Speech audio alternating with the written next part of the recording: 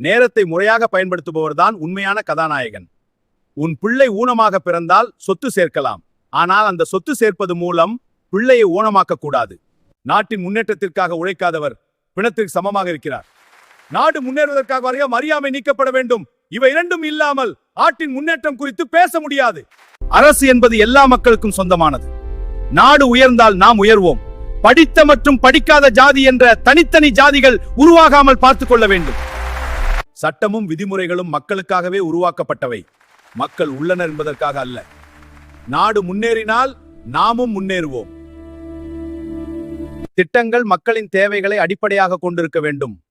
அதற்கேற்ப மக்கள் ஒத்துழைப்பு மிக முக்கியம்.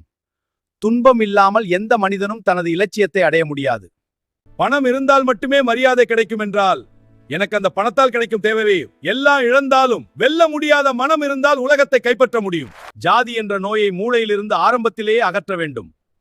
பிறர் உழைப்பை தன் சுயநலத்திற்காக பயன்படுத்துவது உலகின் மிக கேவலமான செயல். அளவுக்கு மீறி பேசுவது எவ்வளவு தீமையோ, குறைவாக பேசுவதும் அதே அளவு தீமையாகும். சட்டமும் விதிமுறைகளும் மக்களுக்காகவே உருவாக்கப்பட்டவை. ஆனால் மக்கள் சட்டத்திற்காக அல்லது விதிமுறைகளுக்காக இல்லை. நாம் என்ன செய்தாலும் எதற்காக அதை செய்கிறோம் என்பதை மக்களுக்கு விளக்க வேண்டும். 100 சிறந்த அறிவாளிகளுடன் போட்டியிடுவது போல ஒரு முட்டாளோடு போட்டியிடுவது மிக கடினமாகும்.